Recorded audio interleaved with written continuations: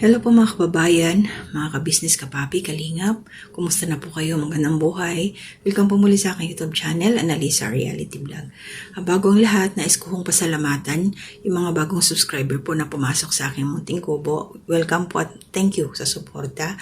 Mga nandyan sa comment section, nagla-like, nagko-comment, nagsishare po. Salamat sa engagement. Salamat po sa hindi ninyo pag-skip ng ads. So ngayon magre-reaction po ako dito sa naging upload nila Pinono Ka-Business. Ito po yung time na inihatid ng mga kagwangs si Jinky doon sa bahay ng kanyang tiyahin kung saan siya tumutuloy. Pakinggan po natin at pagpasensyahan po ninyo na medyo maingay po yung paligid. May naririnig ako nagkukuskus, parang may naglalaba po yata this oras ng gabi. At the same time yung mga aso po. So pakinggan ho muna natin. Kasi parang nagalit yung kanyang tiyahin. So kailangan talaga maging tapat tayo sa sarili at sa ibang tao na din, para walang maging problema sa bandang huli. So ito ngayon, tingnan natin. Kasi parang wala rin alam yung tita niya eh. Hello po, magandang gabi po. Magandang gabi po. Inatid lang po namin si para kasi dapat kanina sabi ni Ate Jinky wala pa po kayo. So turn over lang po namin sa kanila, sa inyo for safety. Jink, Kagwang istong, i-turn over daw for safety. So, ibinalik nila si Jinky para safe na naman. Tama. Sige, tuloy po natin. kunin mo daw to sabi ni Ate ko.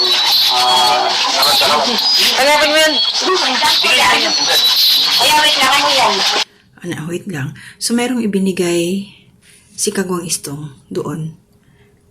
Kay Jinky siguro, galing daw kay ate. So, parang, baka may pakimkim. Kasi nga, wala na si Jinky dun sa ka-business. Tuloy natin. Inatid lang po namin sa te. Ito, may narinig ako sa inyo na aalis na siya rito. Hindi na siya rito babalik. Opo. Di ba sinabi niyo yan? At yung turnover mo. So, narinig ng tiyahin nang kinuha si Jinky na hindi na babalik. Isa to sa problema pa rin ni Jinky. Siya po kasi siya. Kasi may decision. Siya po ang may decision po. Opo. Sinatid lang po namin para safety Safe po. Kasi Sila, gabi na opo. Kasi kanina pa po sana namin umaga ihatid. Sabi daw po, wala daw po kayo. Pero hindi ko nakikinig sa kwento. Ang kwento ay naano ko.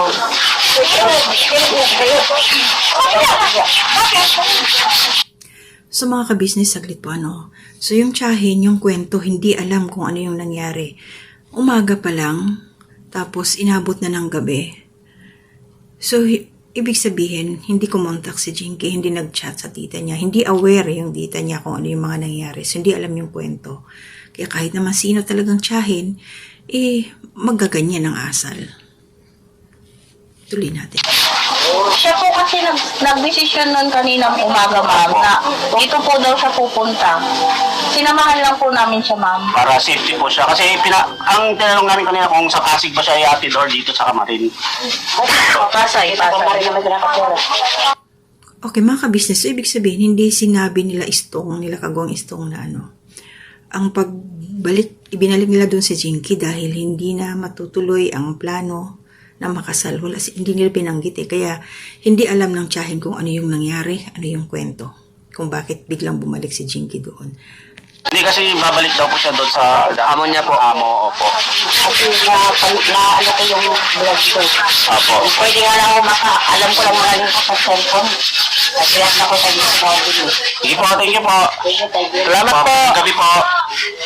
Okay, so sabi ng tita, kung alam lang doon niyang gumamit ng cellphone, nag-react na siya doon. Siguro mayroong itong mayroon din gustong sabihin yung tiyahin ni Jinky sa side niya. Kasi ang naririnig lang naman po natin at nalalaman na napapakinggan itong version lang ni Jinky. At yung biglang pag-atras niya. So, sinabi naman po yung dahilan, dahil yung sa ate niya, ayaw na magpakasal siya kay Bong. At the same time, naaawa siya doon sa kanyang alaga. Isa pa yan sa question. January 24, alam niyang mag-i-exit na siya doon. So, ibig sabihin kung ganon, hindi siya nagpaalam ng maayos sa kanyang amo.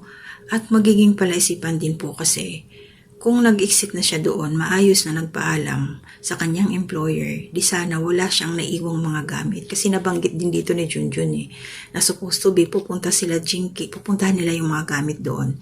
Pero ayaw ni Jinky. So, ibig sabihin, meron talaga siyang hindi naayos na sitwasyon. Kaya ganito nagkagulo-gulo. Ako, mga kabisnes, hindi ko masasabing hindi mahal ni Jinky si Bong.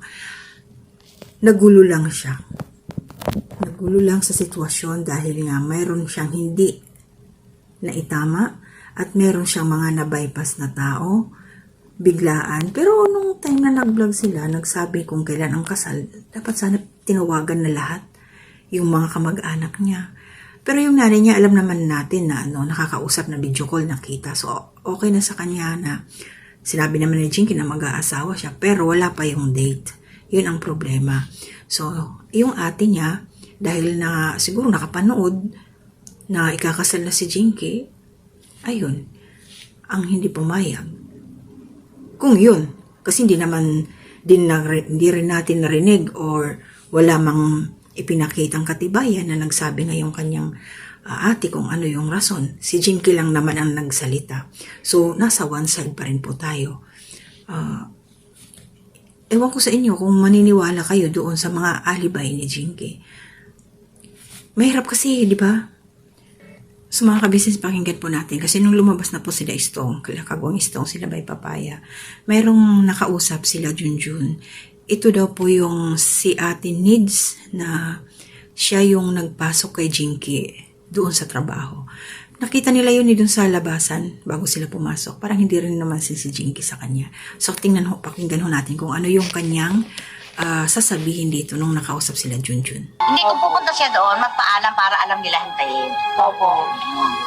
Pero sabi naman ni Kuya, kahit hindi i-vlog, okay lang. Naman, napanood ko kayo kanina Kaya nga, naiiyak ako kasi alam mo, naawa kay Bong. Nasa Bulacan sila pag Sabado, pag walang pasok. Hindi yun, Pasig niya sabi niya nung isang gabi. Pasay yun, ay sa Pasay. Kaya mga kabisnes, so possible talaga na hindi nagsasabi ng totoo si Jinky. Meron siyang mga inililihim pa. Sa kanyang trabaho, possible hindi siya umalis doon. Kumbaga, parang hindi siya nagpaalam na hindi nababalik. Ako nagpasok sa kanya, kaya nga ako nahihiya kay Bong. So ito pala si Nanay Nids ang nagpasok kay Jinky doon sa work. Kaya nahihiya nga daw siya. So, bakit siya nahihiya? Dahil sa ginawa ni Jinky na hindi nagpaalam? Dahil sa nangyari? Tuloy. Kung babalik si Ate Jinky sa kanila. Sabi niya, babalik. Walang close. Ngayon sabi ko sa kanya, magpaalam ka na maayos kay Ma'am Jinky. Kasi si Ma'am Jinky, napakabait ng mga nabala. Yung mga edad mo lang na. Nanay niya tawag natin. Sabi ko, magpaalam siya na maayos para alam nila Ma'am Jinky na hindi na siya babalik. At makipagsara na siya. Kunin niya yung damit niya, sabi ni Ma'am Jilin, sabihin mo na sa kanya kung anong araw siya pupunta rito para abangan ko siya. Okay, so malinaw po mga kabisnes. Hindi siya nagkaroon ng closure doon sa kanyang amo. Kaya tuliro si Jinky. Ito na, sabi na nung nagpasok sa kanya sa trabaho. Yan, damit. Hindi po, yung ngayon po, kasi Siguro ngayon, sabi niya na babalik. Dahil masyadong magulo isip niya. Okay, yun mga kabisnes. So malinaw. Ito malinaw na. So ibig sabihin, sinasabi ni Ate Nids dito, hindi talaga malinaw. Pag alis si Jinky doon, hindi nagpaalam. So, kaya ganun siguro yung nangyayari sa kanya, lutang siya. So, ito na daw ngayon, itong nabagbalik ni Jinky, na gustong bumalik ulit doon. So, ang ibig sabihin dito mga kabisnes, umalis lang siya, nang supposed to be, dapat babalik. Parang nag-day off ba? Pero, baka hindi rin niya ine-expect ni Jinky na mag-uura mismo, mag-i-schedule si Bong ng kasal nila. Pero, dapat, nung time na yon, nagpara siya. Baga, Bong, sandali lang. Sige, lang muna tayo, ganito lang muna. Lesson learned. Bago pumasok sa isang sitwasyon, siguraduhin po munang malinis ka doon sa una para walang maging problema. Hindi ka magigilty. Malinis, exit, wala na, maayos na. So, yun nga, yung sabi ko na tungkol kay pagmamahal niya kay Bong, siguro minahal naman niya talaga kasi di ba nung umalis nga si Bong, iyak-iyak, naghanap pa nga, sumama sa paghahanap. Yun nga lang, meron talagang ibang problema, hindi yung puso niya kay Bong. Ano lang, siguro, nadala na lang sa sitwasyon, balik siya. Kung tatanggapin uli ng kanyang amo, hindi natin alam kung doon pa rin siya makakapagtrabaho.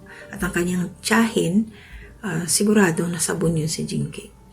So, hindi porket nasa tamang edad ka na, ibabypass mo na yung pamilya mo, desisyon. Kailangan pa rin sila Kailangan pa rin marinig yung kanilang mga boses, kung ano yung kanilang i-advise, para mapaliwanagan ka. At the same time, ikaw pa rin naman ang masusunod.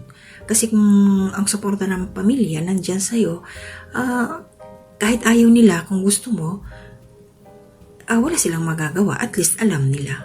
Yun lang naman yun respeto lang. Ang importante talaga. So ngayon, imbis na wala siyang problema, tuliro si Jinky, kawawa rin naman siya. Diba? Ano yun? Stress din yun. Stress talaga siya sa mga ginawa niya. Gumawa siya ng problema. Ang dami niyang sinaktang tao. Si Bong, sila Mrs. Ka-Business, buong Ka-Business family, mga viewers na nagmamahal kay Bong, sobra. Pero syempre, magmumove on na tayo doon. Yun lang, nag-reaction lang ako dito kasi nakita ko na base doon sa sinabi ng kanyang tiyahin, blind din sa mga nangyayaring desisyon ni Jinky. So sana Jinky, may natutunan ka na doon. At yung mga pangaral sa'yo nila Mr. and Mrs. Ka-Business, pasalamat ka, mabait sila. Inunawa ka pa rin. So, yun lang ang aking reaction, antabayan na natin. Hindi natin kasi alam, hindi natin masabi ang takbo ng panahon. What if na-realize ni Jinky, ipaglalaban niya talaga si Bong sa huli? What if po yun ang ating aabangan. Kasi ito naman si Bong, wala namang problema sa kanya. Ang ano lang niya, kung sigurado sa kanya na mamahalin talaga siya. Yung walang problema. So, ingat po tayong lahat, please support po Ka-Business Official, Papa Dins TV, mga kagwangs at saka yung aking mga kasamang reactors po, sa Ka-Business Official at saka sa Karepa, sa Kalingap po. And please support din po Kuya Bal Santos Matubang, Kalingap Rab, Ate Edna Vlogs, Jack na PM Matubang. Suportahan po tayo, buong Kalingap community, at syempre ang Ka-Business community, tulong-tulong po. Sa abot ng ating makakaya, no skipping ads po, dahil yun ang ating suporta sa kanila. So mag-iingat po tayong lahat, wala mo ng individual shoutout sa aking mga nandyan lagi sa comment section. Basta, salamat po sa suporta at pagmamahal. Hanggang dito na muna, ingat po tayong lahat. To God be the glory.